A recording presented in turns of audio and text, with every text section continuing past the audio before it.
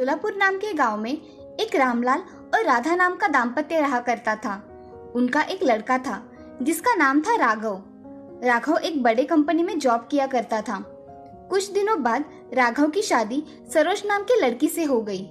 सरोज ज्यादा पढ़ी लिखी नहीं थी, मगर सरोज घर के कामों में माहिर थी। उसको कोई भी काम जल्दी आ जाया करता था। एक दिन राधा रामलाल से, अजी हमें बहू ना बड़ी अच्छी मिली है, मुझे कुछ काम ही नहीं करने देती। हाँ राधा, ये बात सच कही तुमने। मेरे राघव के तो भाग ही खुल गए। हाँ राधा, अब जाओ मेरे लिए चाय लेकर आओ। अभी बनाकर लाती हूँ। ऐसा कहकर राधा किचन में चली जाती है और चाय बनाने लगती है।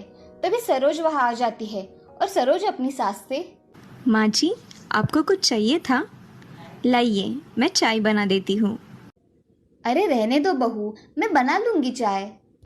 ठीक है माँ जी, तब तक मैं बाहर पौधों को पानी डाल कर आती हूँ।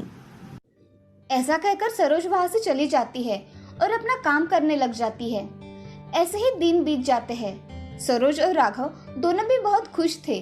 उनकी शादी को 1 साल हो गया था। एक दिन राघव कंपनी से घर आ रहा था तो उसके गाड़ी का एक्सीडेंट हो गया और उस एक्सीडेंट में राघव की मौत हो गई। ये खबर घर में मालूम पड़ते ही सब जोर जोर से रोने लगे। उनके घर में तो जैसे दुख के बादल छा गए। कुछ दिनों बाद राघव का सब कार्य पूर्ण हो गया। अब राधा का सरोज के प्रति बर्ताव बहुत ही बदल गया था। राधा उसे अब आए दिन बहुत टोका करती थी, उसे खरी खोटी सुनाया करती थी, जैसे कि उसी की वजह से उसका बेटा चला गया।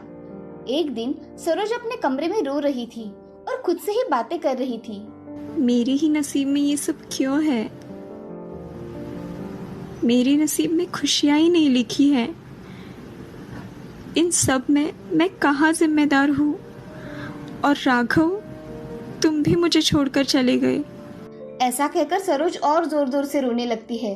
वो दिन भर अपने गम में डूबकर काम किया करती थी और राधा तो सरोज को उसके लड़के की मौत का जिम्मेदार माना करती थी। इसीलिए राधा का सरोज के प्रति रवैया बहुत बदल गया था। एक दिन राधा सरोज से, अरे ओ करमजली, तुम्हें अब खाना तक बनाना नहीं आता, सब दाल जला दी। माँ जी मैं बाहर आंगन में काम कर रही थी तो थोड़ी दाल जल गई। मुझसे ऐसा फिर कभी नहीं होगा। पहले मेरे बेटे को खा गई और अब हमें मारने पे तुली हो। ये सब सुन सरोज की आंखों में आंसू आ गए और वो रोते रोते अपनी सास से, माँ जी मेरे मन में कभी आप दोनों के लिए ऐसा विचार नहीं आया, और आप ऐसा क्यों बोल रही है?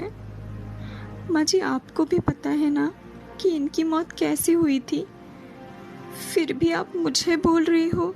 ऐसा कहते ही सरोज की आंखों में आंसू आ गए और वो दूसरे कमरे में चली गई। अब सरोज के ससुर जी राधा से, राधा, तुम्हें सरोज को ऐसा नहीं बोलना चाहिए। आप मुझे मत सिखाइए कि मुझे कैसे बात करनी है और कैसे नहीं। मैं मेरा देख लूंगी। राधा, ऐसा कैसा चलेगा? तुम हमारे बेटे के मरने का जिम्मेदार उसको कैसे मान सकती हो?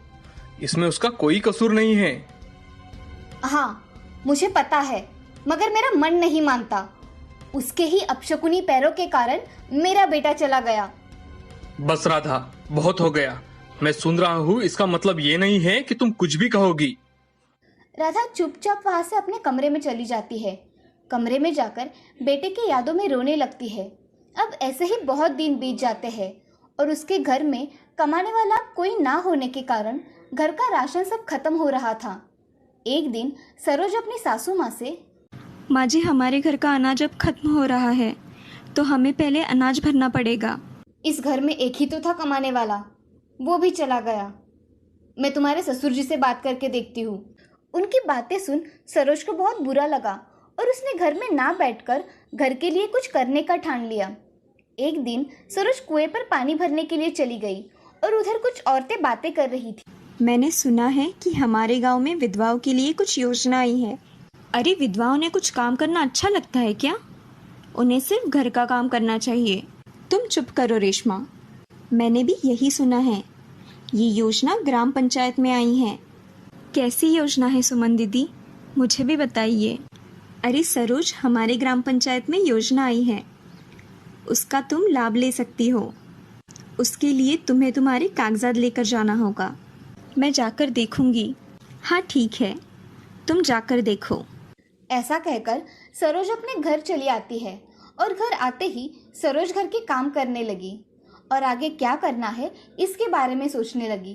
तभी उसके ससुर जी सरोज से, बहू, हमारे गांव की ग्राम पंचायत में एक योजना आई है। मैं चाहता हूँ कि तुम उस योजना का लाभ लो।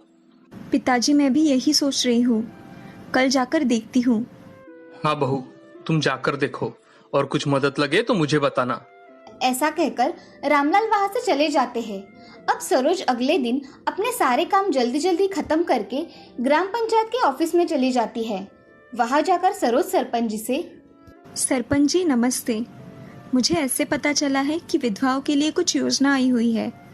जी, आपको सही पता चला है कि योजना के अंतर्गत आपको सिलाई मशीन तथा कुछ काम की चीजें भी मिल सकती है। आपको सिलाई मशीन चाहिए क्या? उसका ट्रेनिंग भी है जिससे आपको सिखाया जाएगा कि आप कैसे कपड़े सिलवा सकती है। मुझे वह ट्रेनिंग करना है सरपंच जी, आप मेरा नाम लिख लीजिए उस ट्रेनिंग में। मैं अभी लिखवा लेता हूँ, आपका अगले हफ्ते में ट्रेनिंग होगा। जी सरपंच जी, अब मैं चलती हूँ। ऐसा कहकर सरोज घर पर आ जाती है। अब सरोज को इतने दिनों बाद कुछ नया काम करने की चाह के कारण उसे बहुत अच्छा लग रहा था। उसी के कारण सरोज ने घर के सारे काम जल्दी जल्दी खत्म करके सोने चली गई। अब एक हफ्ता कैसे बीत गया पता ही नहीं चला। अगले हफ्ते में सरोज का सिलाई करने का ट्रेनिंग शुरू हो गया। अब सरोज वो ट्रेनिंग मन लगाकर करने लगी और उसे सिलाई करने का काम बहुत अच्छी तरीके से आने लगा। उसकी हाथ की कला देख सभी संतुष्ट थे। अब सरोज को सिलाई मशीन घर में काम करने के लिए मिली थी। वो सिलाई मशीन देख सरोज उसके पैर पड़ती है और अपना काम करना शुरू कर देती है। उसके पास अब गांव के बहुत सारे कपड़े सिलवाने के लिए आया करते थे, इसीलिए सरोज को वक्त ही नहीं मिलता था कि वो दूसरी बातें मन पर लेकर सोचे। अब सरोज महीने के अच्छे खासे रुपए कमाया करती थी। उसने एक महीने के सारे पैसे इकट्ठा किए और अपने सास ससुर जी से, माँ जी, ये मेरी महीने की कमाई है, ये आप अपने पास रखिए। नहीं बहू, मैंने तुम्हें बहुत गलत समझा। तुम सच में हमारी बेटी निकली। मैंने तुम्हें इतना कुछ कहा मगर तुमने मेरा कहना मन में ना लेकर खुद की तरक्की की। नहीं माँ जी, ये सब आपकी वजह से हुआ है। आप अगर मेरे पीछे नहीं खड़े रहते तो मैं ये सब नहीं कर पाती। अरे बहू, तुमने हमारा नाम रोशन कर दिया। सरोज अब राधा और रामलाल के पैर पड़ती है और अपना काम खुशी खुशी करने लगती है। कुछ महीनों में सरोज ने अपने साथ और कुछ लड़कियां काम करने के लिए रख ली थी और उनके साथ मिलकर सरोज अच्छा काम किया करती थी। सरोज अब स्कूल के ड्रेसेस और बाकी के सारे कपड़े सिलने में माहिर हो चुकी थी, जिसे विधवा कहकर चिढ़ाने वाला समाज आज उसकी तरफ सम्मान पूर्वक देख रहा था। इस कहानी से हमें ये सीख मिलती है कि किसी को भी कभी भी कम नहीं समझना चाहिए और किसी के छुपे हुए सुप्त गुणों को हमेशा वाव करना चाहिए।